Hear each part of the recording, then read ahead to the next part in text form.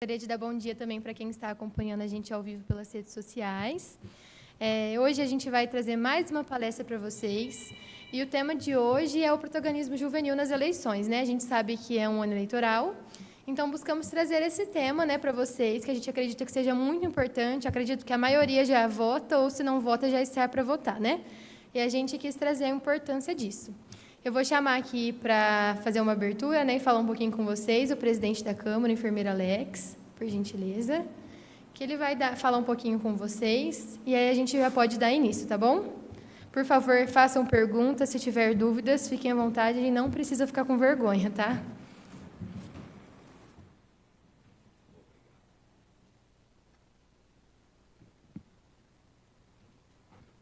Bom dia, tudo bem, crianças? É sempre uma alegria, né? Começar segunda-feira com essa energia que vocês passam para a gente. Eu gostaria de agradecer o nosso corpo de servidores da Câmara Municipal, a Dani, a Elô, Marcel, a Iraci, o seu Pedro, Alexandre, José Alfredo, o Paulo, da equipe técnica, o nosso jurídico aqui, o doutor Ernesto, toda a equipe que faz as coisas acontecer aqui no município de Dumont. De antemão, gostaria de agradecer a presença do Paulo.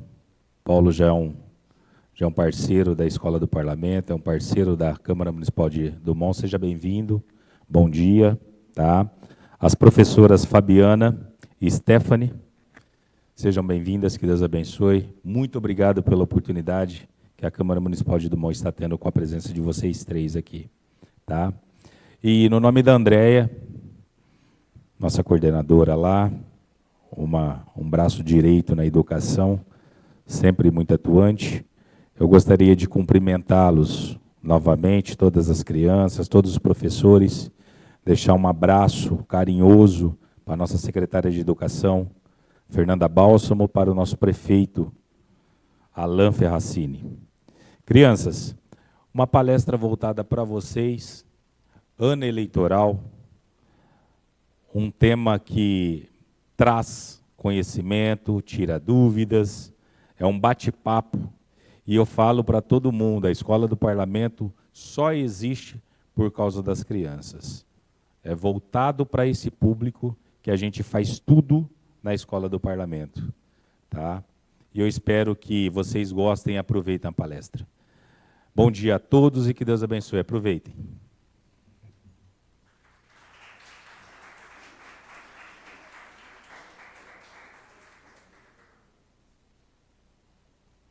Gente, então, por favor, vamos receber o nosso palestrante Paulo com uma salva de palmas.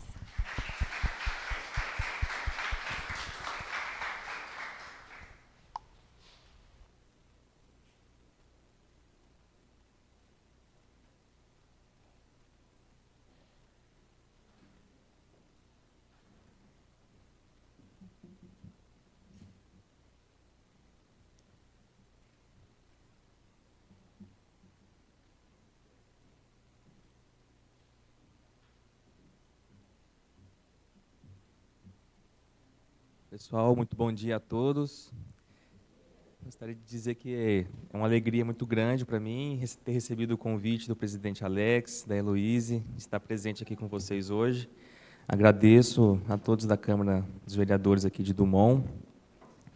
E o tema da nossa aula, da nossa palestra de hoje é o protagonismo juvenil nas eleições. E estamos pensando em eleições municipais, né, que vão acontecer esse ano.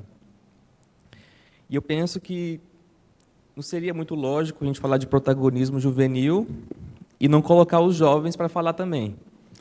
Então, a ideia aqui hoje é que a gente faça um diálogo aberto, que a gente tire dúvidas, que todo mundo participe. A gente vai ter uma dinâmica também mais por meio da fala, que eu vou contar bastante com a participação de vocês.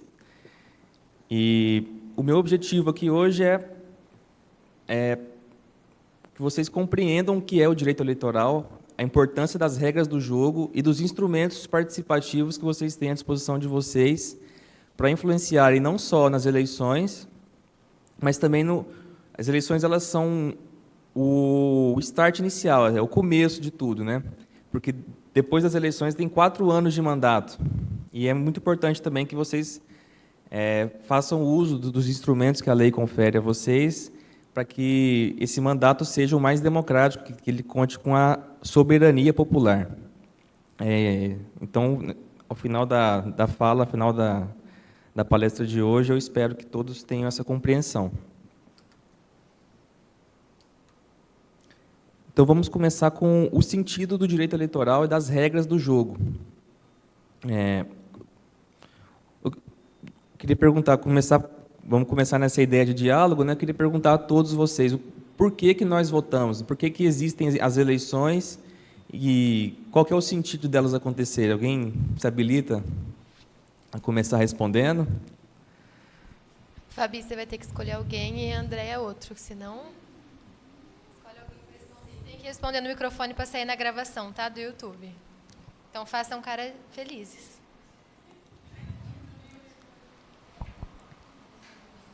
Tem alguém aí, Andréia, preparado para falar? Ah, não, gente. Começar a segunda nesse ânimo. É um monte. Escolheram você. Eu não escutei a pergunta. Por que você acha que a gente vota? Nas eleições.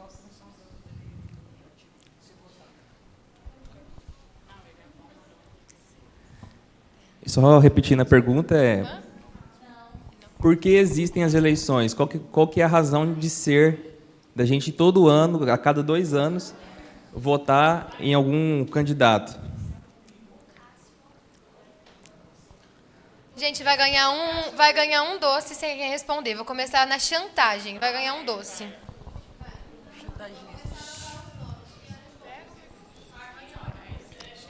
Para ver qual é a pessoa essencial para exercer o cargo. Mais alguém? Parabéns. Você vai ganhar um doce, tá? Chantagem. Alguém mais? Gente, vai ganhar a paçoca. Não, pra vocês não tem nem graça, né? Ah, por favor. É mais feio não responder do que responder. Vai. Eu acredito que a gente vota porque a gente precisa escolher uma pessoa para representar a gente politicamente e socialmente dentro da sociedade. Eu acredito que seja isso. Essa resposta constitucionalmente certa, adequada, né? É o que está nas leis. Para que um político tenha legitimidade para dizer o que a gente deve fazer, ele deve ser eleito. Só que tem uma coisa por trás disso, tem um movimento histórico por trás disso. Antigamente, o poder pertencia ao autocrata, né? ao príncipe, vamos dizer assim, de um jeito mais simples. Ao imperador, ao rei. Com o passar do tempo, vários movimentos históricos que vocês devem ter aprendido nas escolas, como Revolução Francesa, Revolução Inglesa, tudo isso trouxe a morte do rei. É uma metáfora, né? O rei está morto, quem deve ocupar o lugar do rei? Todos esses movimentos históricos eles foram no sentido de trazer a soberania para o povo, ou seja, o poder se exerce do povo e para o povo. Tanto é que na nossa Constituição consta, todo o poder emana do povo. Só que como que a gente vai viabilizar que todo mundo participe do poder? Não tem como colocar toda a população de Dumont aqui dentro e deixar eles decidirem do jeito que for. Para isso que existem as eleições.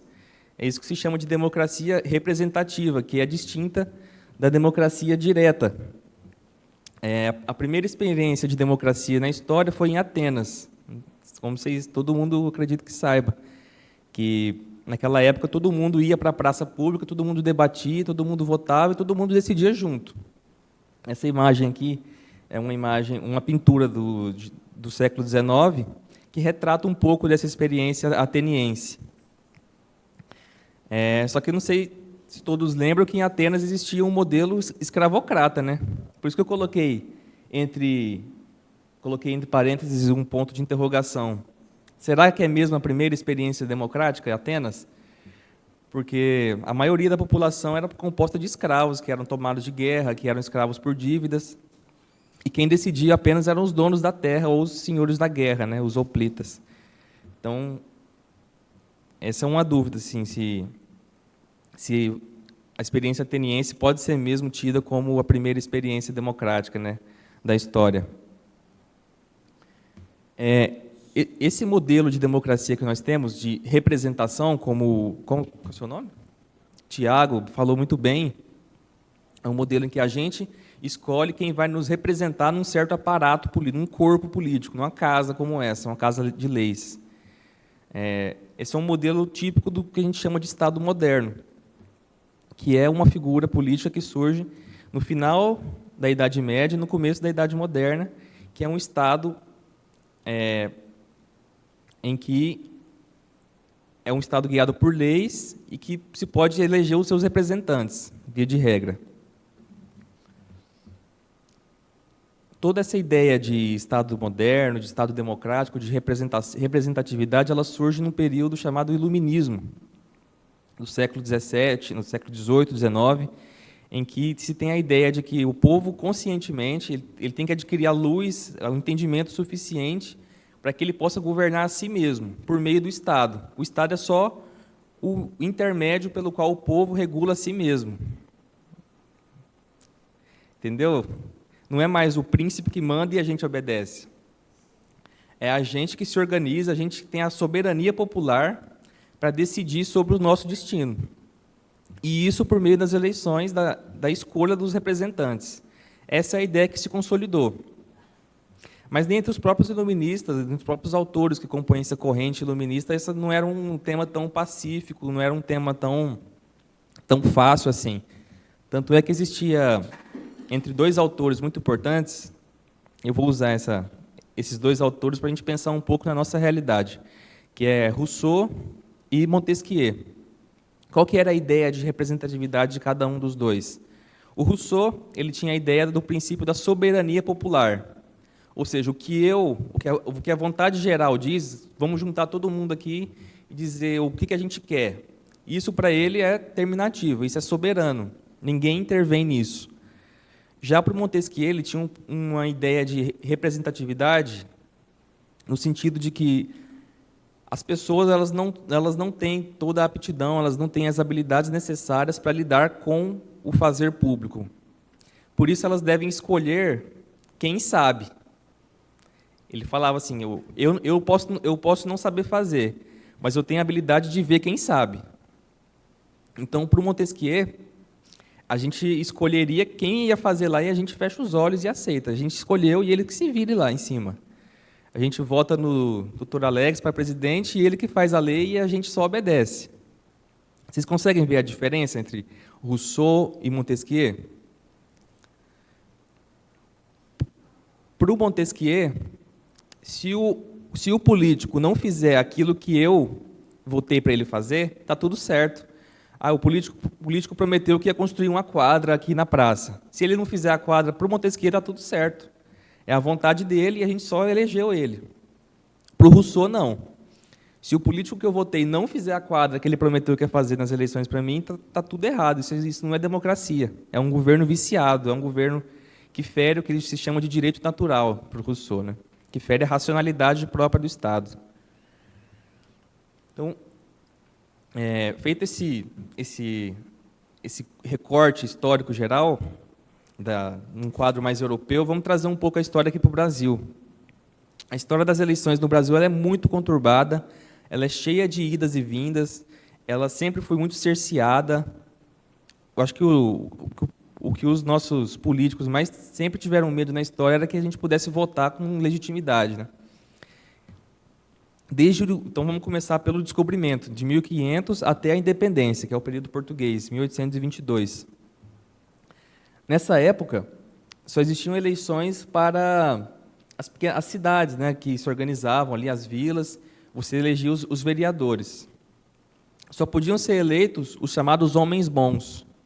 Como vocês devem imaginar, os indígenas, a população escravizada, a população que não tinha terras, que não tinha posses, que não tinha família, que não tinha sobrenome nobiliárquico, que não era nobre, descendente de portugueses, não podia ser eleito e nem podia votar. Esse foi o quadro da maior parte da nossa história, né? Mais de 300 anos da nossa história foi assim. Manda quem pode e obedece quem tem juízo. Em 1822, como vocês sabem, é proclamada a independência do Brasil por Dom Pedro I, que aí se tem a instauração do Império. Com o Império veio a Constituição de 1824. O que é a Constituição? São as regras fundamentais de um país, as regras de como funciona o Estado naquele país. Então, na Constituição diz como que o poder é exercido, quem detém o poder, quais são as condições para o exercício daquele poder. Nessa Constituição de 1824, só podiam votar homens, ou seja, mulheres não votavam, maiores de 25 anos e com renda anual superior a 100 mil réis. Isso para o primeiro grau, as eleições eram indiretas, você não escolhia diretamente quem que ia te representar. Para eleições de segundo grau, tinha que ter renda maior que 200 mil réis, ou seja, quem não tem dinheiro não vota. Na Constituição de 1824, os analfabetos ainda podiam votar, mas em 1881 veio a Lei Saraiva, que proibiu os analfabetos de votarem. E pensem, naquela época, o analfabetismo era a regra, né? Era muito difícil alguém saber escrever naquela época, só quem tinha bastante dinheiro tinha condições de ter educação formal e de aprender a escrever.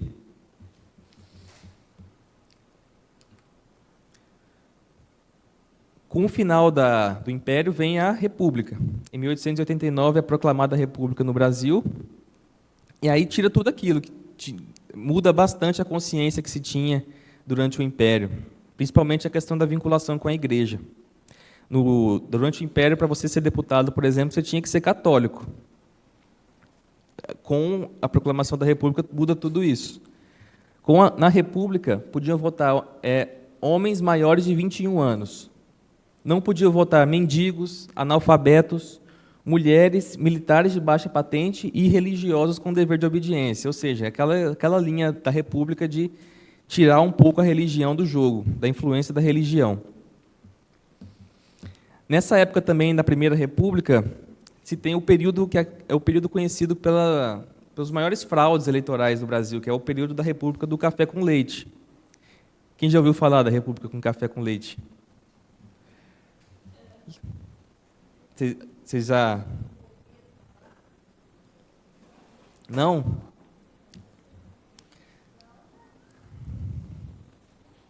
Esse é um período muito marcante da história das nossas eleições, porque existia um plano dos cafeicultores, estou simplificando, mas os cafeicultores de São Paulo e de Minas, eles queriam se revezar no poder. Então, vamos organizar aqui para que ninguém tome o poder da gente. Só que a Constituição exigia que que os representantes, os políticos, eram eleitos pelo voto. Então, o que eles fizeram? O voto não era secreto, existia bastante o poder dos coronéis naquela região, que é o voto de cabresto, você levava o cara para votar na força, vota naquele cara lá. E existia toda sorte de fraudes, o voto era impresso naquela época, imagina. Você carregar uma urna cheia de voto, o cara não sabia escrever, falava, escreve isso aí no papel aí e joga aí.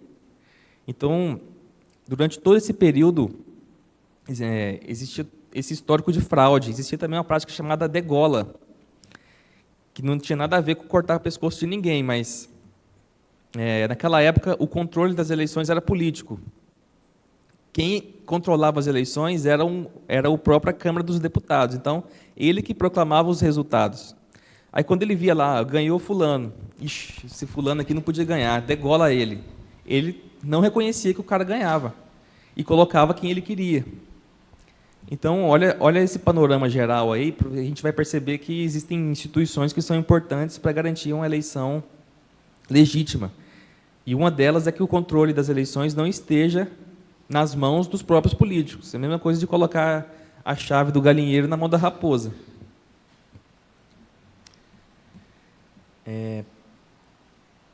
Eu coloquei bastante o histórico aí, mas acho que a gente vai perder bastante tempo.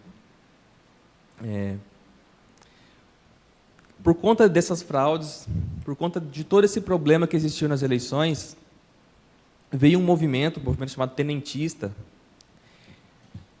que terminou na chamada Revolução de 1930. Nessa revolução, todos esses cafeicultores foram tirados do poder, à força das armas, e virou presidente quem? Getúlio Vargas. Com a Revolução de 30, o Vargas buscou superar esse modelo de fraudes eleitorais por meio da Constituição de 1934. Essa Constituição, esse documento político, talvez seja um dos mais importantes da nossa história democrática, porque é nessa Constituição, e pela primeira vez na nossa história, as mulheres puderam votar. Olha a importância disso. Até 1932, mais de 300 anos da nossa história, as mulheres não podiam votar. Esse período também foi muito rico, porque foi em 32 que foi criado o Tribunal Superior Eleitoral, a nossa Justiça Eleitoral, que é muito importante por conta daquilo que eu falei, lembra? Que o controle das eleições era feito pelos próprios políticos. Então, quando um cara não ganhava, que não podia ganhar, não ganhava, ele degolava. Com a Justiça Eleitoral, isso não é mais possível, em tese. A gente tem um corpo técnico que não tem nada a ver com a política, que é impedido de ter alguma relação com a política, que vai dizer, esse cara aqui teve os votos necessários para ganhar. Então, você meio que tira do jogo essa questão da degola, das perseguições, do registro irregular de candidatura. Porque o que acontecia antes da Justiça Eleitoral? Eu quero me candidatar. Para você se candidatar, você tem que cumprir uma série de requisitos legais para isso. Você tem que ser homem, ter maior de tal idade, você tem que estar morar naquela cidade onde você vai concorrer. Chegava um Zé Ninguém lá para se candidatar, ele falou, não, você não cumpre os requisitos. Porque quem fazia esse controle era uma comissão de políticos. Não era um aparato isolado, como é com a Justiça Eleitoral. Então, vocês veem que é muito importante ter esses instrumentos para que o poder não se perpetue na mão de um só. Aquele grupo dos cafeicultores escolheu que eles iam governar para sempre, só que isso impedia, o voto era só um modo de um fingimento, sabe? Era para fingir que o povo escolhe alguma coisa. Mas era totalmente viciado. Por isso que a Justiça Eleitoral é muito importante nesse sentido. Só que estava falando dos avanços da era Vargas, mas durou pouco. Em 1937, sobre o argumento de que o Brasil estava correndo o risco de uma intentona comunista, o que o Vargas fez?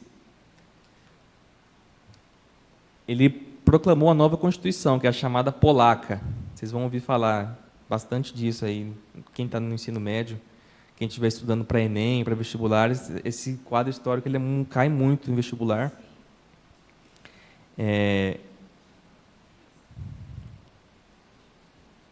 Então, sob esse argumento de que o Brasil estava sofrendo um golpe comunista, o Vargas vai lá e acaba com todos esses direitos. Acaba com a justiça eleitoral, acaba com o voto periódico secreto e universal. Acabou. Agora só ele que manda. E isso perdurou por 9 anos. Naquela época também teve a Segunda Guerra, isso que minou um pouco o poder do Vargas, porque ele ele sofreu uma contradição. Na guerra, ele apoiava as democracias, ele apoiava os Estados Unidos, ele apoiava a França, a Inglaterra contra o nazismo. Só que internamente ele praticava um governo de cunho fascista, um governo totalitário, um governo ditatorial que não existiam eleições. Isso gerou um descontentamento popular muito grande na época.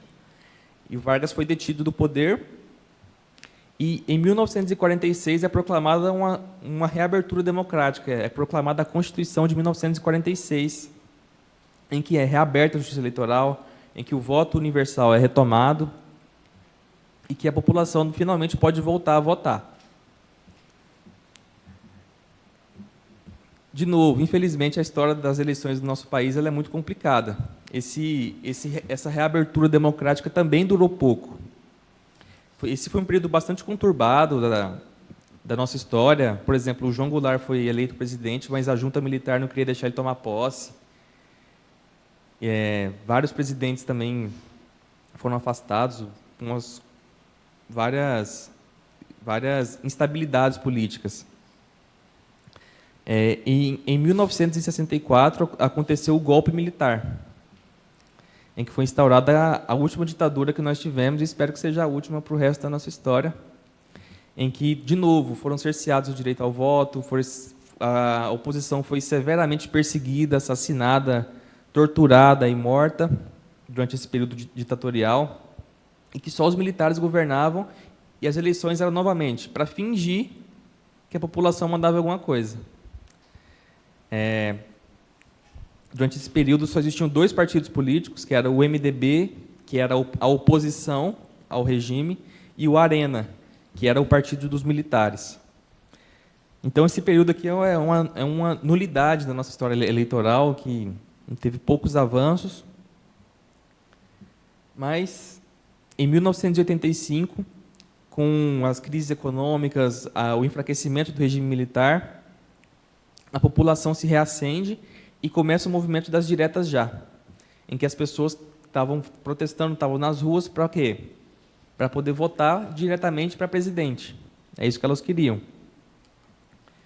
Por conta desse movimento, cai a ditadura e é proclamada a nossa atual Constituição, que é a Constituição Federal de 1988, que é a Constituição mais abrangente, a Constituição mais ampla, a que confere mais direitos a todos da nossa história, é a chamada Constituição Cidadã. Ela regula os direitos políticos, ela outorga o poder de voto a todos nós, ela garante uma justiça eleitoral independente, e é ela que a gente vai tentar estudar um pouco mais agora para frente.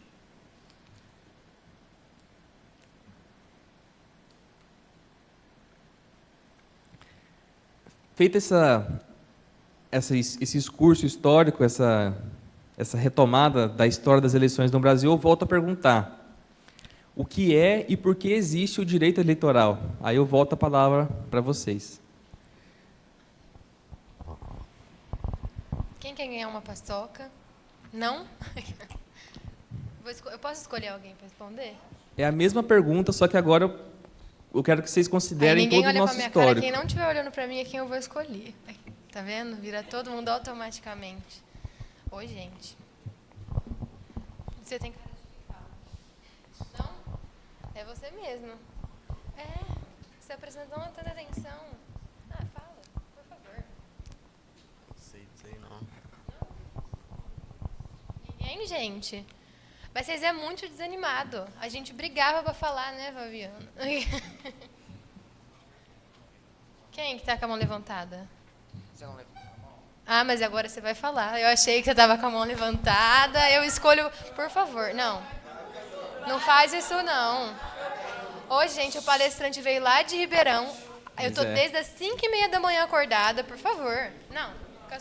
Gente, ninguém vai dar uma moral para mim? Vai você. Fala você.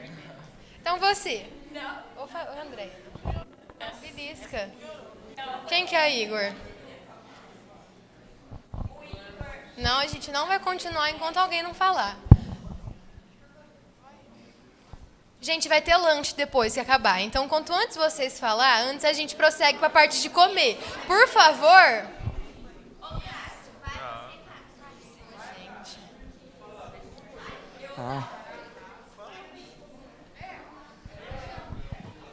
Quem que é, Gabi?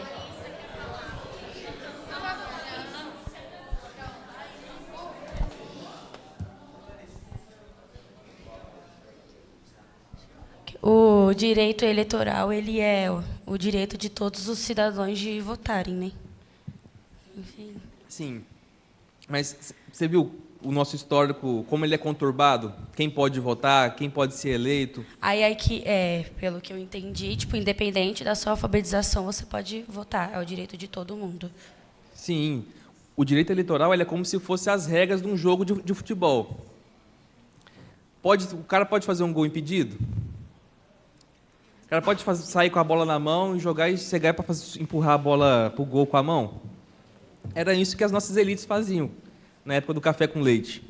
Eles ignoravam tudo que tivesse de regra, porque o direito eleitoral naquela época era muito fraco, ele não tinha as mesmas garantias que nós temos hoje. Então, é como se fosse puder fazer gol com a mão. É por isso que o direito eleitoral existe, para que você não possa fazer gol com a mão, assim, uma analogia bem simplista, né? O sentido dessas regras é garantir que todos tenham a mesma oportunidade numa competição que é naturalmente desigual. Quem tem dinheiro sai na frente, quem tem mídia sai na frente, quem tem influência, quem já está no poder sai na frente. Para um prefeito se reeleger é mais fácil do que eu tentar me eleger. Então, a gente foi criando regras que fossem voltadas a mitigar, assim, a tirar um pouco esse poder de quem já tem bastante poder, para garantir que a soberania popular realmente fizesse sentido, não fosse só uma palavra vazia, para que todos tivessem a mesma chance de manifestar a sua vontade, de manifestar aquilo que pensa que é melhor para o povo.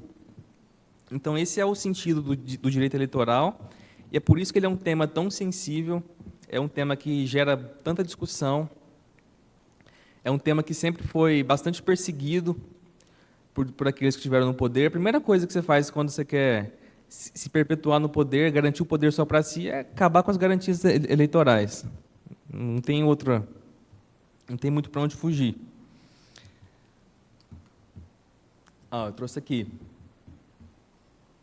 O direito eleitoral ele também é importante para garantir que aquele cara que foi eleito ele tenha a legitimidade para fazer um governo.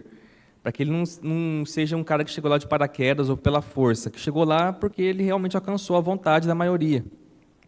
Todo mundo acredita que ele vai garantir um bom governo, que ele vai representar quem deu o voto para ele. E aqui agora eu queria propor uma dinâmica com vocês, que é uma dinâmica de reescrita do direito eleitoral. Já que o tema da palestra é esse de protagonismo juvenil, por que não trazer vocês para que a gente faça a nossa Constituição, para que a gente repense aquilo que funciona, aquilo que não funciona e aprenda com isso. Então, eu queria que vocês elegessem entre vocês aí 6 representantes para sentarem aqui e a gente vai debater o projeto de Constituição. 3 de cada escola. Gente, acho que agora não há paçoca que eu ofereça, né? A gente vai ou pelo meio democrático ou autoritário, você se escolhe. Tiago, você foi escolhido. Por favor, venham, pode sentar aqui, né, Paulo? Vocês podem ir sentando? Vem, você... Gente, o Tiago primeiro, ele o segundo, outra cadeira aqui. Mais um do Senac. Entra por ali, ó. Pode empurrar aí. Senta aqui, ó. Um aqui. Mais um. Uma mulher, gente, para representar as mulheres, por favor. Vem, Larissa. Quem é Larissa? Quem que é outra? Quem que é Nanda? Vem. Qualquer uma das duas. Pode. Um aí, outro aqui. Quem que é o outro, pessoal? A outra? Vem.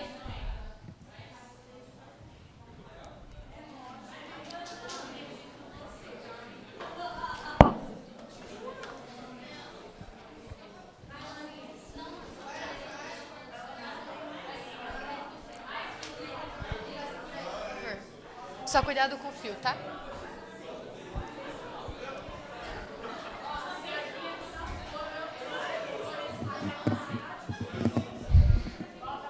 Gente, falta um da Arlinda. Ô, gente, é apresentar Dumont. Se eu escolher... Tem 2 meninos? Gente, tudo homem naquele plenário, não tem uma menina filha de Deus? Não, da Arlinda, uai.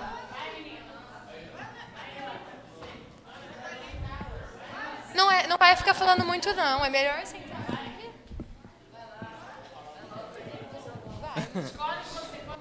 Você vai. Ufa! Gente, por favor, uma salva de palmas para os corajosos, ameaçados.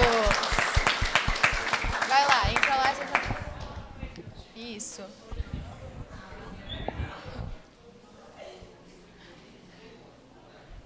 Tá bom, a gente já tem 2 mulheres, ó. Aqui na Câmara a gente só tem uma de 9 no dia a dia. Aí, gente, agora que a gente elegeu Por os livre e nossos, espontânea pressão. os nossos constituintes, a gente pode começar a fazer um bate-bola entre a gente aqui, para a gente escolher como vai ser a nossa República do Monense. Eu trouxe alguns tópicos para a gente debater. Primeiro, obrigado para quem quis vir. Parabéns para vocês. Vocês são muito corajosos. Não me odeiem. Mas vamos lá. A primeira coisa que a gente vai debater entre a gente, para a gente escrever a nossa Constituição. Quem pode votar? Quem a gente vai deixar votar? Gente, vocês têm que falar... Deixa eu ligar. Se não falar no microfone, não sai no YouTube. E precisa sair.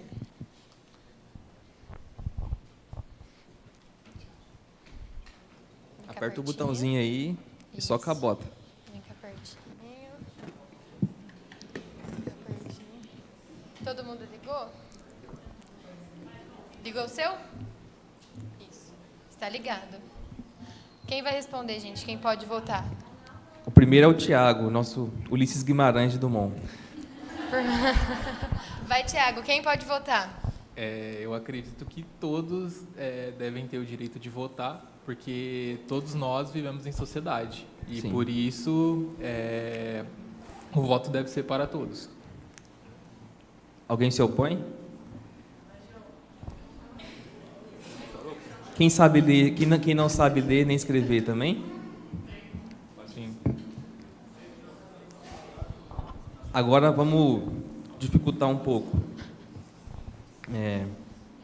Como que eu comprovo que eu posso votar? Eu preciso comprovar isso ou é só chegar lá nas urnas? Precisa comprovar. Tem que ter o título, não tem? Isso, tem que ter o título. Essa foi a nossa escolha. Você chegou na nossa escolha que no artigo 14 da Constituição Federal nossa atual, você tem que ter um comprovante de alistamento militar, que se chama título de eleitor. E como que a gente obtém o título de eleitor? A gente pede para o nosso vereador: vereador, deixa eu votar nas próximas eleições. Igual era antigamente, que você ia na comissão lá de políticos e pedia para votar.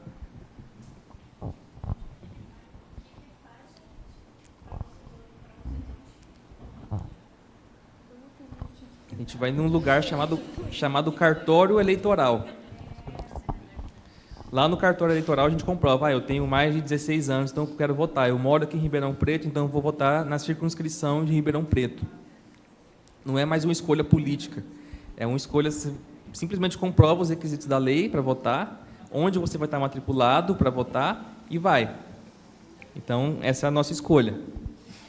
Agora, uma questão que gera bastante discussão: voto obrigatório ou voto facultativo? O que vocês acham? Eu acho que ninguém é obrigado a votar. Alguém discorda, gente? Vamos discordar para ter um debate. Ninguém discorda? Eu acho que o voto tem que ser obrigatório, porque a partir do momento que a gente está escolhendo uma pessoa para representar a gente, esse direito deve ser exercido por todos. Pode falar. O público quer falar. Pode falar. Eu acho que o voto também tinha que ser obrigatório, senão deixava os políticos mesmo decidir entre eles e continuava assim. A gente tem um histórico tão grande de abstenção, né? As pessoas não se interessam por política, não acham que é besteira. Eu acho que o voto facultativo, ele meio que despolitiza as pessoas, assim, tira um pouco elas do jogo, sabe? Por exemplo, nos Estados Unidos o voto ele não é obrigatório. Tipo, quase metade dos eleitores americanos não votaram nas últimas eleições. Isso acaba que uma democracia que não é tão legítima assim, porque quem escolheu, na verdade, foram quem estava regimentado já, quem estava próximo ali.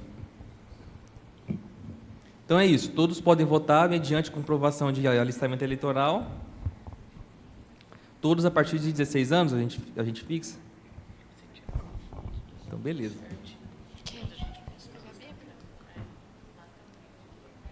Agora, quem pode ser eleito? Por favor.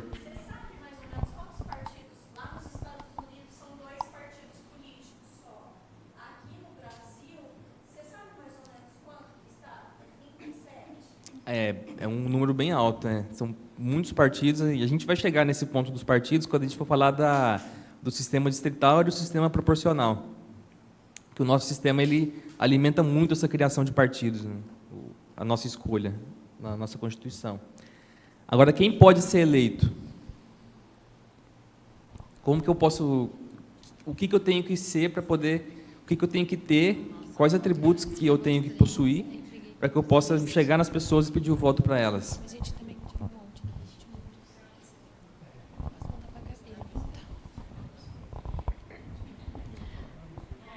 Gente, agora é o momento. Aí chega na época da política, textão no Facebook não adianta, por favor. Vamos, né?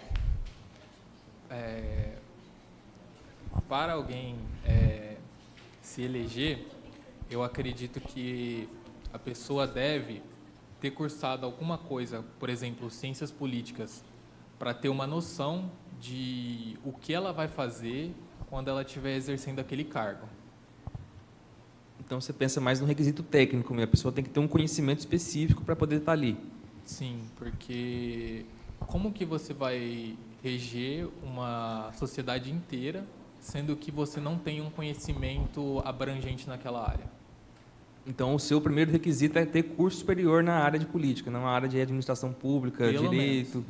Pelo menos. Pelo menos. Beleza. Posso fazer uma pergunta, então? Pode ser para você, já que você propôs, vamos propor uma solução. Tem alguém aqui em Dumont que ele tem uma cabeça muito evoluída, ele quer ser vereador, e ele não tem dinheiro, não consegue fazer uma faculdade, pelas vias públicas não conseguiu. Que solução você arrumaria? Eu também concordo com você, tem que ter o mínimo do básico para, né? Mas que solução você iria propor para isso?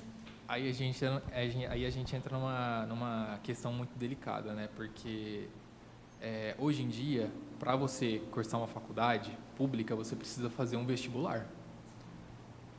Eu acredito que a faculdade deveria ser para todos, não deveria ter o vestibular. Mas acho que o meio para isso seria cursar uma faculdade pública, tentar um Enem e passar e cursar algo na área. Não, muito obrigada. Eu estou questionando só, não estou discordando. Eu acho que todos eles, mesmo independente de ter um nível superior, eu acho que eles deveriam ter gestão pública. E oratória. Exatamente. Principalmente para ele conhecer o município, porque acaba acontecendo o seguinte: eu posso ter até um nível, uma formação, mas talvez eu não conheça a máquina. Então é muito importante isso, principalmente porque a gente está lidando com o dinheiro de quem, gente? Nosso dinheiro. Né? É por isso que lá no portal, eu não usei ainda a aula para os meninos, tem o portal da transparência. Para que é isso? Por que eu tenho que ter? Porque eles estão lidando com dinheiro nosso. E o mínimo que eles deveriam ter, gestão de município. Sim. Gestão. No que eu trabalho, eu tenho bastante contato com prefeitos, assim, e você vê que o despreparo a nível municipal é muito grande, assim. As pessoas chegam lá, elas não conhecem como se faz uma contratação pública, como se faz um concurso público, como você compra um equipamento para a cidade. Então, acaba que o governo fica muito mais nos técnicos, nos secretários, nos concursados, do que no próprio prefeito mesmo. Mesmo contratando serviço, porque a gente contrata serviços, está acontecendo em Ribeirão Preto. Eu contratei uma pessoa para fazer a obra pública lá, que a gente está vendo a parte de mobilidade, que está em Ribeirão Preto. Esse é um bom exemplo. Para quem não acompanha, a Prefeitura de Ribeirão contratou uma empresa para fazer a obra da 9 de julho. A empresa não conseguiu fazer a obra, o contrato foi rescindido, agora eles abriram um novo edital de licitação, que é o meio pelo qual se escolhe uma empresa para prestar um serviço público, para que ela terminasse as obras. Aí o cara chega lá no prefeito e fala: o prefeito não termina a obra. Mas também tem uma parte do privado também, que só quer saber de ganhar dinheiro, assim, às custas do poder público, e que deixa a obra abandonada lá também. Assim. É muito mais complexo do que a gente pensa, essa questão, né? Sim, concordo. Outra coisa, se eu já fui prefeito, ou se eu mesmo não tendo sido, se eu tiver cometido algum crime, vocês acham que essa pessoa, uma pessoa que já cometeu algum crime, que esteja condenada, ela pode participar, ela pode ser votada?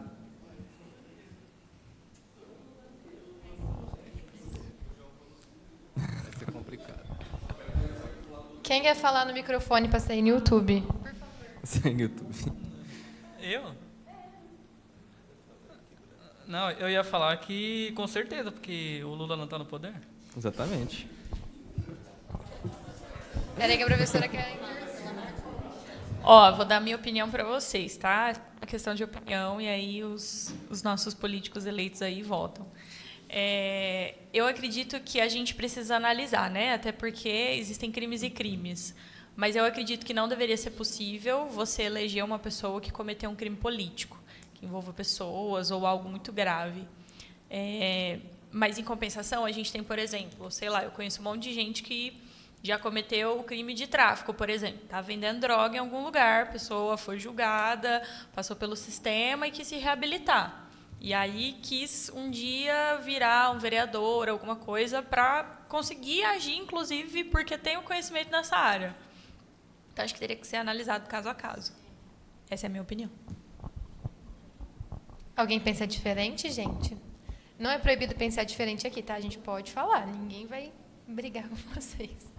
Alguém? Pode falar, mas se tiver errado, fica sem lanche. Exatamente. E sem paçoca. Ó, qual foi a solução da nossa Constituição? Quando alguém é condenado por algum crime, essa pessoa fica sem direitos políticos por algum tempo. Então, a pessoa fica lá 4 anos sem direitos políticos, ela não pode ser eleita. Na nossa Constituição também tem a regra de quem foi condenado não por um crime, mas por algo chamado improbidade administrativa. Se alguém foi lá e teve vantagem, alguma contratação, levou dinheiro público embora, fez algum ato doloso, ou seja, com intenção de praticar algum ato contra os cofres públicos, essa pessoa, quando condenada, também fica impedida de ser votada, né? Essa é a nossa opção, a opção que a nossa Constituição adotou. Outro ponto, reeleição. A pessoa que ocupa um cargo público hoje, por exemplo, eu sou prefeito hoje, eu quero ser eleito nessas eleições de novo, quero continuar no poder. A gente vai admitir a reeleição ou não? Sim. Sim. Vocês sabem que a nossa Constituição originalmente não admitia reeleição, né? Antigamente era 5 anos, um cargo só, uma vez só. E mudou. Agora, não vou nem falar de reeleição, estou falando assim, eu sou, por exemplo, procurador do município, eu sou advogado do município concursado. Eu tenho um cargo na administração pública. Vocês acham que pelo poder que eu tenho ali dentro, pelo conhecimento que eu tenho das pessoas, eu posso concorrer às eleições? Você acha que seria justo? É justo com os outros que não têm acesso às mesmas informações, ao mesmo conhecimento que eu, que estou ali dentro? Deixa eu dar para minha colega que pensa em voz alta. Por favor. Não? Pode falar. Eu sou a que mais fala aqui. Pode falar. Não?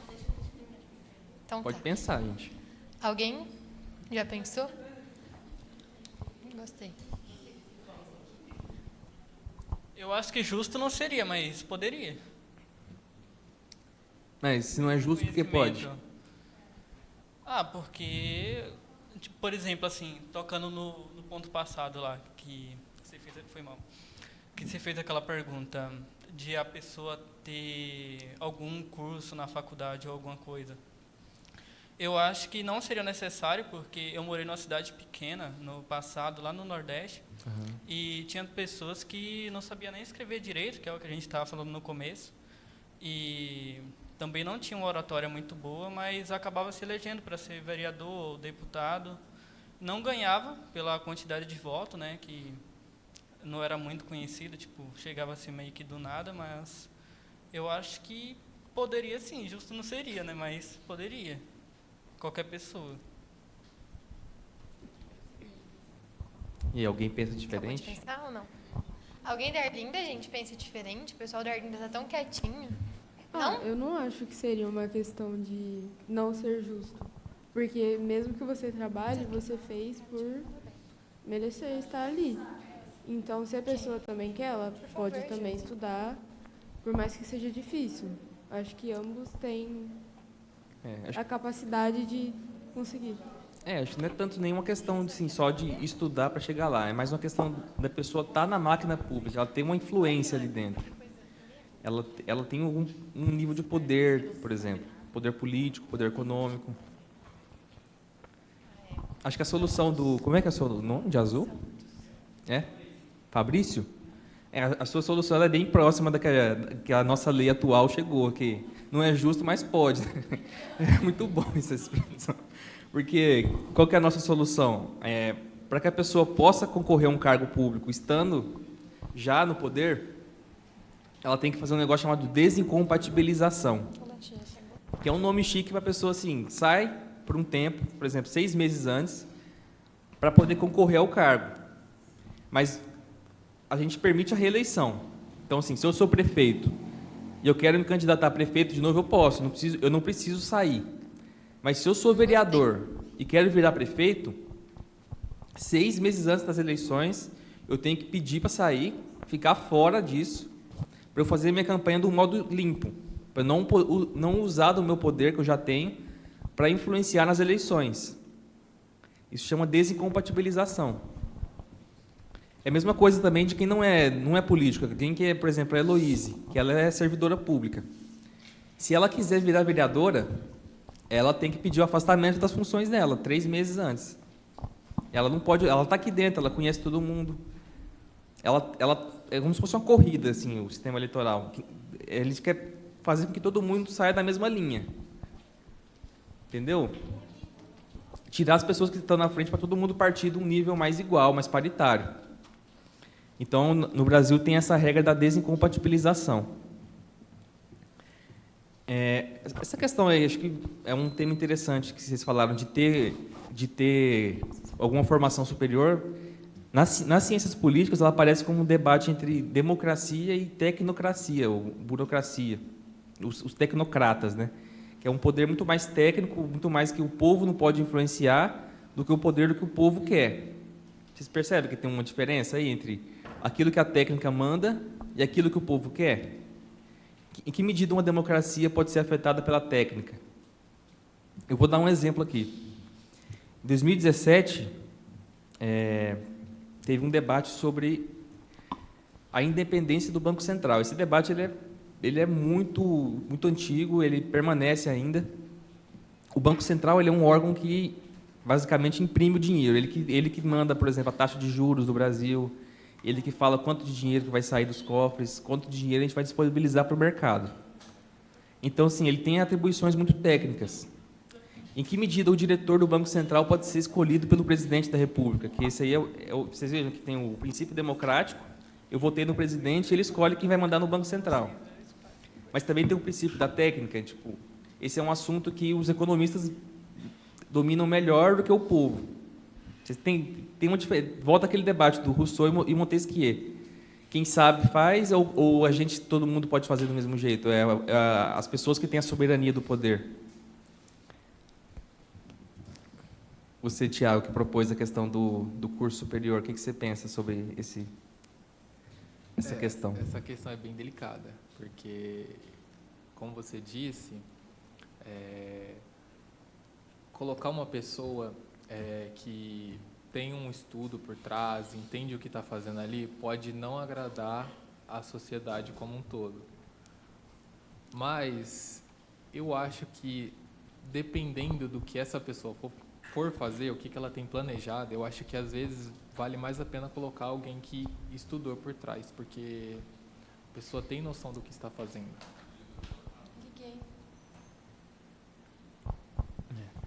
Tem uma coisa por trás, né, que é o poder invisível do mercado, muitas vezes, né, que acaba que o que a gente escolhe para a gente não vai contra as leis do mercado, né? Acho que esse é o ponto. Por exemplo, alguém pode tomar uma medida que eles chamam de populista e acabar prejudicando as pessoas no futuro. Por exemplo, vamos baixar a taxa de juros agora para as pessoas poderem comprar. Com a baixa taxa de juros menor, você consegue mais empréstimo, você consegue financiar uma casa, você consegue financiar eletrodomésticos, as coisas. Só que depois tem a consequência, né? Que aumenta a inflação, por exemplo, quando você abaixa a taxa de juros bastante. que aumenta a disponibilidade de dinheiro circulando e acaba que as coisas ficam mais caras. Então, é um arranjo muito delicado mesmo, bem como você disse, essa questão da técnica e do princípio democrático. Como articular esses dois para que as pessoas tenham a voz de poder influenciar nas decisões, ao mesmo tempo que essas decisões não sejam prejudiciais para o futuro das próprias pessoas. Interessante. Agora que a gente definiu quem pode ser eleito, a gente fez esse debate, a gente vai para o próximo, que é quem irá controlar, fiscalizar e julgar as eleições. Vocês vão no modelo legislativo, que é os próprios políticos regulam, controlam as eleições, dizem quem pode votar, fazem o cadastro eleitoral, avaliam os resultados das urnas e fazem a diplomação dos eleitos, ou seja, dizem quem foi eleito ou não. Ou o modelo jurisdicional, que é o nosso, que é o modelo que o tribunal independente diz isso, que controla tudo. A amiga que pensava que quer falar, como que é o nome dela? Ela sabe. Vou parar de chamar ela disso, gente. Como que é o nome dela, Fabi? Larissa. Não vou esquecer mais. Eu acho que tem que ser esse segundo modelo jurisdicional, que é uma pessoa de fora, que não é envolvida por inteiro nesse caso. Porque senão vai ficar igual era antes, como você falou. Deixar os políticos, eles vão colocar quem eles querem, não quem foi votado para ganhar. Certo. Esse é o nosso modelo. Assim, a gente tem um modelo de justiça eleitoral especializada. Então, assim, eu quero processar o Thiago. Eu não vou na justiça eleitoral, eu vou na justiça comum. Só que os juízes eleitorais, eles são escolhidos dentre os juízes comuns. Eles compõem lá, nas eleições, eles vão lá, eles compõem a justiça eleitoral. Tem o TSE, que é o órgão máximo da justiça eleitoral, que julga as questões envolvendo deputados, senadores e presidentes. E cada estado tem o Tribunal Regional Eleitoral, que vai decidir as questões das eleições dos deputados estaduais, dos prefeitos, dos vereadores. Esse é o nosso modelo. E esses juízes eleitorais, eles têm uma série de garantias que a Constituição dá para eles. Por exemplo, eu não posso reduzir o salário de um juiz. Por exemplo, vamos imaginar que eu sou um deputado. Aquele juiz lá, aquele careca lá, está me dando problema. Por exemplo, Alexandre de Moraes. Aí eu vou lá e falo assim, vou baixar o salário dele, vai ver só. Imagina se isso fosse permitido, eu ia ganhar R$2.000, em vez de ganhar 40. Aí você acaba com ele, o cara não pode fazer mais nada, você amarra ele. Outra garantia do juiz é inamovibilidade, você não pode tirar ele de onde ele está. Tem um juiz aqui em Ribeirão, aí o prefeito, sei lá, o deputado estadual, que é quem tem competência para isso, fala assim, eu vou tirar aquele juiz de lá porque ele vai prejudicar o meu candidato lá. Vou tirar ele, vou colocar ele em Dumont. Ribeirão, o Dumont não é comarca, né? Mas vamos fingir que é. Vou tirar ele e vou colocar ele em Dumont. Isso também não pode. Vocês veem que é outro jeito que os políticos teriam de ferir essa garantia de independência. Então, assim, os juízes têm esses poderes, têm essas garantias para que a decisão deles não seja influenciada, igual a Larissa falou, para que eles não se perpetuem no poder. Que seria muito fácil. Vamos criar o tribunal lá de qualquer jeito. Você cria o tribunal, enche de juiz, mas eles não têm garantia nenhuma, não adiantou nada. Continua a mesma coisa. Por isso que é importante a gente reconhecer essa garantia de independência dos juízes, dos magistrados, dos ministros, para que eles tomem as decisões mais neutras possíveis. É claro que isso não é possível. Ninguém é totalmente neutro, ninguém é totalmente isento do debate, mas a gente tem instrumentos que tornam isso um pouco mais próximo da realidade, sabe? Então, a gente adotou o modelo jurisdicional. Agora, outra parte importante, que é como funcionarão as campanhas. Eu posso sair, fazer qualquer coisa aí, chamar a Ivete Sangalo aqui em Dumont e fazer um show. Votem em mim que eu trouxe a Ivete Sangalo aqui para vocês. Eu trouxe... Quem que está na moda aí, hoje em dia? Livinho. MC Livinho. A Mari Fernandes. Ana Castela. Trazer ela para fazer o Ranchum aqui. Quem da Arlinda que vai falar, gente? A Arlinda está muito em silêncio. Você? Não. Mas a escolha me deixa... Ignora. Eu vou escolher o que está me ignorando desde a hora que ele chegou aqui, ó. O que você acha? Porque eu escolhi. Meus critérios não são importantes. Eu vou escolher. Deixa os nossos vereadores aqui falarem. Então vai. O que vocês pensam sobre... Vocês veem que o que eu quero mostrar aqui é que é complexo pensar isso. Assim. Todo ano o Tribunal Superior Eleitoral edita regras, edita resoluções sobre isso, porque justamente todo ano surgem debates sobre isso. Os candidatos eles não ficam satisfeitos com a regra, eles querem mudar a regra todo o tempo. E são regras que exigem bastante detalhes. Por exemplo, propaganda. Quem vai ter mais tempo na TV? Como é que vocês percebem que é difícil, assim, pensando num critério de justiça e de igualdade de oportunidades? É difícil pensar, por exemplo, como que a gente vai distribuir o tempo de rádio e TV entre os candidatos? A democracia ela é o exercício do poder público em público. A pessoa tem que estar em público para poder exercer a democracia. Como é que você vai tirar do candidato a oportunidade de falar com o próprio eleitor dele, né? Igual aqui, ele está dando o direito de fala de vocês. Você acha que lá ele vai falar assim, não, eu quero que vocês vão falando, gente, vamos abrir para vocês, não é assim? A democracia ela exige uma vigilância muito grande da nossa parte também, que a gente procure os meios, porque se a gente for esperar cair no colo a oportunidade de exercer a nossa soberania popular, isso nunca vai chegar. A gente tem que estar sempre ocupando os espaços, tem que estar sempre presente nos órgãos de poder, para que a gente possa fazer valer o nosso direito de fala mesmo, né?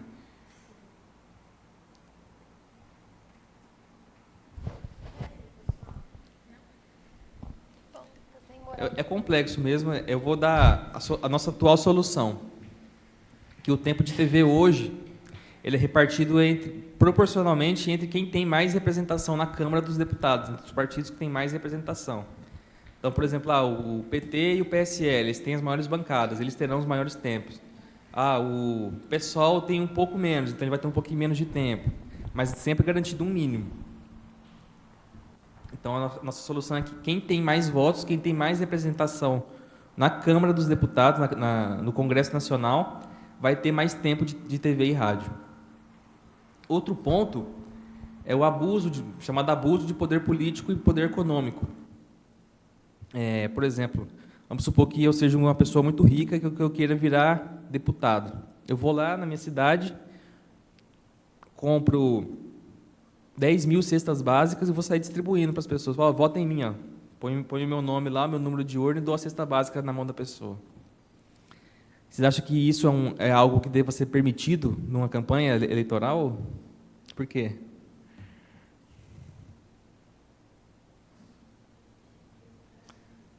Porque isso fere aquela questão de todo mundo partir da mesma linha, né? Numa corrida, todo mundo tem que sair do mesmo ponto. Não adianta um sair na frente. Isso seria uma democracia falsa. Exatamente. Está te comprando voto.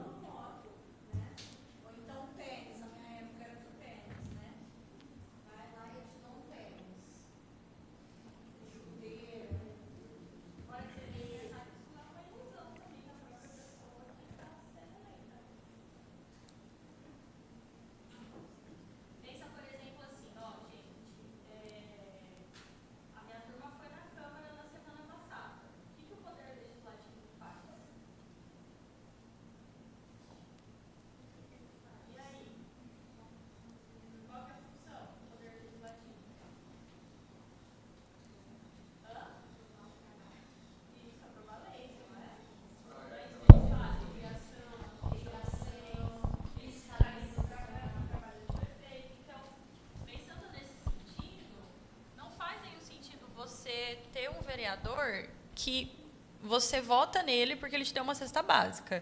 Depois que ele foi eleito, ele vai continuar te dando cesta básica? Não. Isso é trabalho de quem? Quem que tem o trabalho de ajudar as pessoas, de fazer algo? Se as pessoas estão precisando de cesta básica, elas estão precisando de comida. Não. Quem tem que ver isso? Quem? Que governo? Qual Estado? O prefeito, gente. É o poder executivo que faz isso, não é? É a máquina dele. Agora vem outro ponto. Se é o poder executivo que tem essa atribuição de executar programas sociais, por exemplo, dar cesta básica, dar emprego, fazer aqueles programas de emprego. e ele vai concorrer à reeleição uma hora, né? É que ele pode usar do poder que ele tem enquanto prefeito para conquistar o voto por meio disso. Eu já tive caso no escritório de advogado que o cara perdeu o mandato por isso, porque ele estava dando cesta básica para os outros. Pensa comigo, se ele não fez isso durante o mandato dele, tem esse critério também, né? Não pode. Mas se ele não fez durante o mandato dele, para que ele vai entregar só para ser reeleito? Faz algum sentido? Chega no último ano, chega em 2024, vai ter eleições em outubro, o cara começa a dar a cesta básica, a gastar muito dinheiro público. Para quê? Para conquistar o voto, para garantir a reeleição. Começa a fazer obra.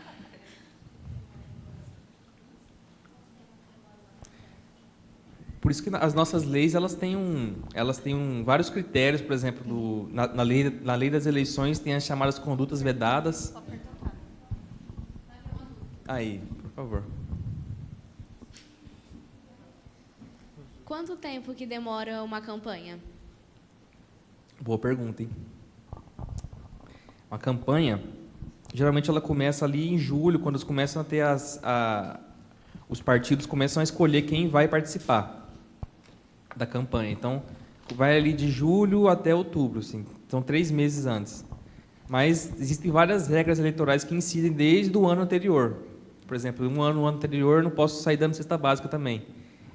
Entendeu? A campanha ela tem pouco tempo de duração. E antes de começar a campanha, por exemplo, eu não posso fazer propaganda eleitoral. Hoje, se você sair na rua hoje, você não vai ver ninguém pedindo voto, porque não pode. Se fizer isso, é campanha antecipada. Então, tipo assim, dentro do período da campanha, eles podem fazer a proposta deles. Isso. E sempre são somente na fala, né? Até mesmo na TV e tudo mais, não são? Sim. E por que eles não poderiam fazer a campanha demonstrando atitudes dentro da cidade, ali com reformas, e não só com palavras? Ah, boa pergunta.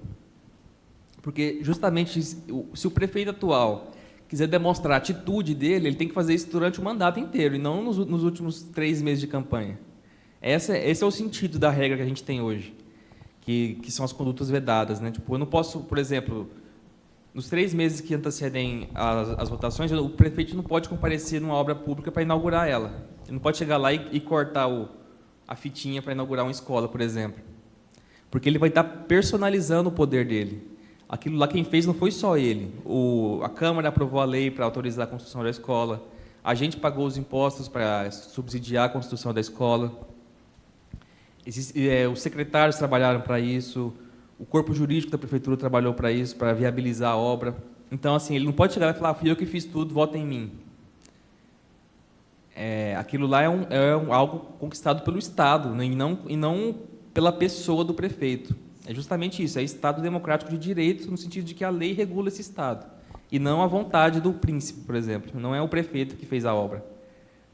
E a gente também precisa pensar no seguinte, isso numa reeleição, né? Isso. Se não for reeleição, se a pessoa foi eleita a primeira vez que essa pessoa se candidata, como que eu sei que essa pessoa vai fazer alguma coisa se ela nunca foi prefeito, se ela nunca foi vereador? Você tem que olhar o histórico dela, né? História de vida. Ela já se envolveu com política alguma vez? Se ela já se envolveu, o que ela fez da vida dela? Ela já teve alguma proposta boa? Ela já fez alguma coisa boa? Ela nunca se envolveu com política. Por exemplo, eu sou professora. Fui professora a vida inteira e eu decido me candidatar a vereadora. Me filiou a um partido e me candidato. Ok, qual é o meu histórico como professora? E aí? Entendeu? Então, essas coisas que vocês vão olhar. O passado da pessoa, tem que analisar antes de escolher a pessoa que você vai votar. Mesmo ela tendo sido ou não. Exatamente.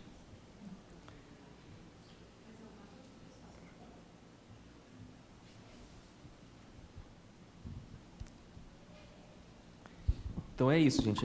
As campanhas, a ideia que a gente tem de campanhas eleitorais é no sentido de garantir a máxima igualdade de oportunidade para todos aqueles que estão competindo e a máxima transparência também, né? Que é um tema que vai ser objeto de muito debate ainda. Esse ano vai aparecer com tudo, que é o tema, por exemplo, das fake news, já apareceu, mas as fake news com inteligência artificial. E isso tem sido debatido muito no âmbito do Tribunal Superior Eleitoral.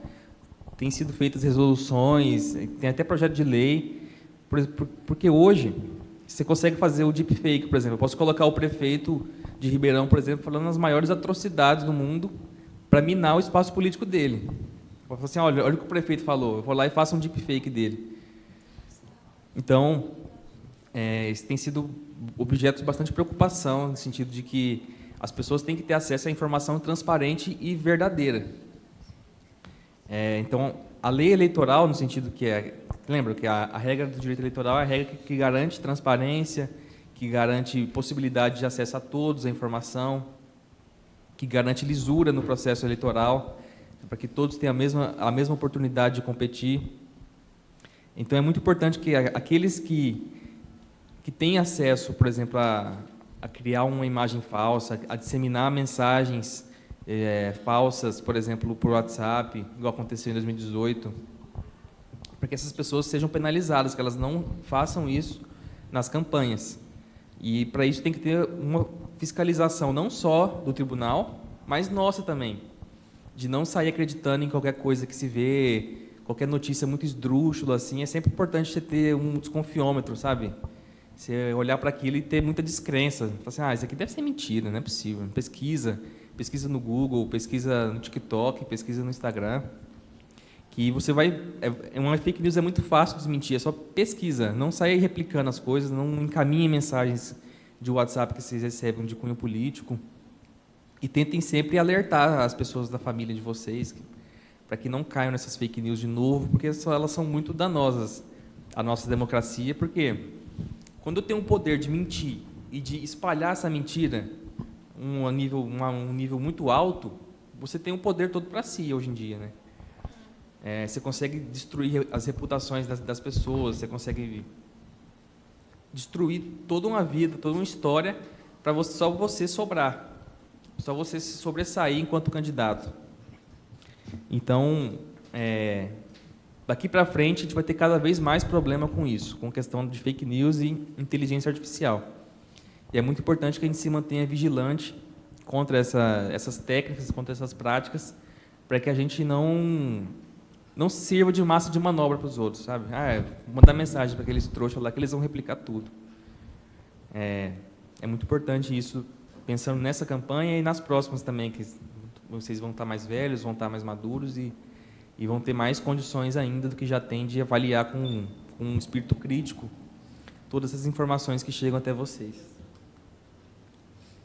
Um ponto mais técnico e que é muito importante, que vira e mexe, as pessoas põem o dedo nessa ferida, que é o do sistema que a gente vai utilizar para preencher as vagas.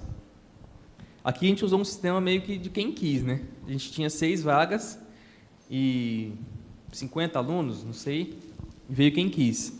Mas vocês percebem que é difícil você pensar em como preencher 6 cadeiras para traduzir, para trazer para essas cadeiras o máximo de pluralidade possível? Dentro de vocês ali tem gente que pensa de várias formas diferentes. Tem gente que gosta do partido X, do partido Y, tem gente que gosta de LOL, tem gente que gosta de Free Fire, tem gente que gosta de outras coisas, tem gente que gosta de jogar, tem gente que não gosta de jogar, tem quem gosta de futebol, tem quem não goste. E como é que você traz toda essa pluralidade que existe entre vocês aqui para essas 6 cadeiras? Existem 2 sistemas que a gente já teve na nossa história e que são os mais utilizados no mundo, que é o sistema distrital e o sistema proporcional. Vou explicar rapidinho para vocês. O sistema distrital seria mais ou menos assim, ó. Eu vou pegar as cadeiras aqui, eu vou dividir 1, 2, 3. Nesse primeiro aqui, as pessoas dessas fileiras votam em 2 ou 3 candidatos que vão preencher uma cadeira. Esses votam em outros 2 candidatos e os terceiros ali votam por maioria, entendeu? Aí eu junto eles ali, eles escolhem por maioria, quem tiver mais votos vai ocupar essa cadeira. No sistema proporcional é diferente. Você não divide em círculos, você não faz essa segmentação entre os alunos, mas você faz um voto em que todas as ideias tendem a ser representadas, que é o sistema proporcional. Você tenta distribuir essas vagas entre o máximo de ideias possíveis que existem ali, que é o nosso sistema atual. Ele funciona por meio de um cálculo que se faz, chama quociente eleitoral, que é por meio, você divide o número de votos válidos pelo número de vagas. Então, aqui, por exemplo, eu teria 50 votos dividido por 6, esse seria o quociente. Só quem atingir esse quociente vai ter direito então, à representação. Então, esse não é um sistema majoritário simples, em que ali vai ter, vou escolher 2 ali, 2 ali, 2 ali, naquelas cadeiras. Você tenta transpor ao máximo possível aquela realidade para cá, para que todos que estiverem aqui representem alguém de lá, guardadas as proporções, né? No sistema distrital, existe um problema que você reduz a pluralidade de ideias. Você vota sempre naquele que é majoritário, naquele que tem as ideias mais fáceis de se comprar, né? Você tem uma baixa representação de grupos que são minoritários, que é muito importante numa democracia também. Não é só representar quem é majoritário, quem tem essa religião, ou quem pensa dessa forma, por exemplo, futebol. A maioria das pessoas gostam de futebol, mas é importante também que aquelas que gostam de outros esportes, por vôlei, também tenham um espaço na representação. E é isso que o sistema proporcional tenta garantir, em que todos tenham a oportunidade, todas as ideias que compõem a sociedade estejam presentes no plenário, estejam presentes nos órgãos de poder, nas câmaras, nas assembleias. Então, isso muda muito. Assim, no Brasil, a gente já teve o sistema distrital, e desde a nossa Constituição de 88 é o sistema proporcional, que é considerado por nós como o mais justo dentre eles. Só que ele também é muito complexo, ele favorece a formação de muitos partidos políticos, porque se todos vão ter a oportunidade de ter a cadeira, bastando atingir um determinado número de votos, você estimula que os partidos se fragmentem, para que todos tenham todos vão conseguir uma hora chegar lá.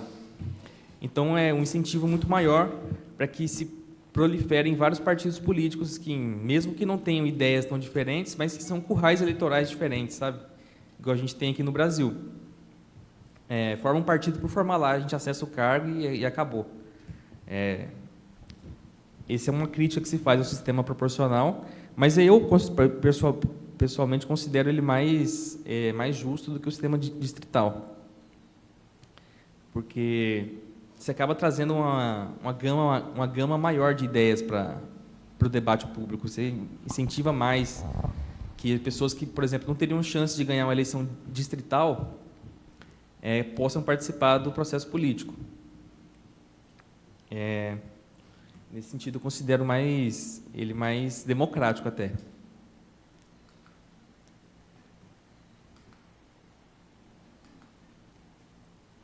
Gente, vamos encaminhando para o final.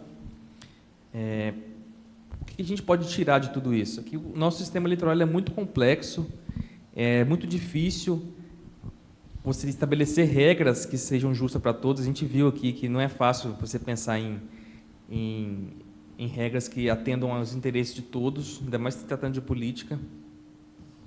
Então, e que esse arranjo ele é muito delicado, ele é muito instável, ele é muito frágil. E isso demanda que a gente esteja sempre vigilante para que ele não seja tomado por aqueles que queiram se perpetuar no poder.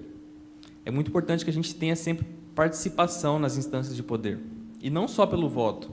A gente não pode pensar nas eleições como se fosse você ir no mercado e escolher uma marca de suco ou uma marca de refrigerante. Eu vou votar nesse porque eu vi a propaganda dele e eu achei que ele tem boas ideias. Não é só isso. Você não vai escolher ele para ele ir lá falar por você. Você vai escolher aquela pessoa porque ela é um canal de abertura para você também estar lá, para suas ideias estarem lá. E como que isso funciona? A gente sempre tem audiências públicas, a gente sempre tem participação de ONGs, de instituições da sociedade civil que podem influenciar nas tomadas de decisões, que podem fazer pressão para que uma certa lei seja aprovada, para que uma certa lei não seja aprovada também. Então, assim, mesmo que a gente não saiba do tema que esteja sendo debatido, é importante que a gente esteja presente, simplesmente para aprender também, né? Por exemplo, as cidades que têm mais de 20 mil habitantes têm que necessariamente aprovar um negócio chamado plano diretor. Acho que a maioria das pessoas nem sabe o que é um plano diretor, que é o que vai definir como funciona o zoneamento urbano. E quem que está sempre presente nas audiências públicas de aprovação de plano diretor? as grandes construtoras. E a gente está em casa, porque justamente a gente não tem esse interesse em participar dessas audiências, não tem tempo, às vezes, de vir. Mas é importante que a gente venha não só depositar o voto na urna e esquecer daquilo e ficar em casa e achando que está tudo certo. E só reclamando também. A gente tem que aproveitar esses instrumentos que a lei nos confere para estar presente, para fazer valer a nossa vontade, para que o governo seja cada vez mais dialógico, que a nossa opinião seja considerada sempre. E é por isso que existem esses instrumentos, né? Não é só para as grandes empresas fazerem uso dela, mas para a gente também. Outro ponto também que eu gostaria de trazer para vocês é estarem atentos também à conduta dos candidatos. Se vocês virem algum candidato, por exemplo, indo na casa de vocês distribuir cesta básica, distribuir qualquer coisa que seja, denuncie, representa o Ministério Público, pesquisa no Google como faz isso, fala com outro candidato, para que ele veja se faz alguma coisa. Não deixem isso acontecer, porque isso não é bom para ninguém. Estejam sempre muito vigilantes e atentos, também com essa questão de fake news. Não repliquem essas coisas que chegam muito fácil para vocês no WhatsApp ou no Instagram. Tenham um senso crítico, uma descrença quanto a tudo que acontece, que chega até as mãos de vocês. Então, gente, essa é a ideia que eu queria trazer para vocês. Se alguém tiver alguma dúvida, quiser fazer algum comentário, quiser fazer alguma polêmica, falar alguma coisa que venha acrescentar, a gente está aberto ao debate, a tirar qualquer dúvida também. Alguém tem alguma dúvida, pessoal? Não? Nada? Nenhuma discussão? Não? Nada? Gente, se eu for vereador, não vou votar em vocês, não. Sinto muito. Sou muito silenciosa. Alguém? A minha amiga Larissa? Não? Nada? Os vereadores têm alguma proposta para fazer? Alguma coisa? Nossa, Deus, nenhum colega ali? Não? Tiago, o Tiago. Não? Meu Deus. Gente, então é isso. Já que vocês não têm nenhuma dúvida, se vocês pensarem em alguma dúvida depois no ônibus, a caminho de volta, vocês mandam para a Fabi, né? Que a Fabi manda para a gente e a gente torra o WhatsApp dele para ele gravar áudio para vocês respondendo. E depois assistam vocês no YouTube. Quem quiser dar uma moral para o Instagram da Câmara, por favor, façam um favor e ajudem a colega aqui, que a gente sempre posta os cursos lá. Quem tiver interesse também nos cursos online, pode vir falar comigo, que gera certificado reconhecido pelo MEC, certinho, tá bom? Muito obrigada e, por favor, vamos bater palma, então. Obrigado, gente.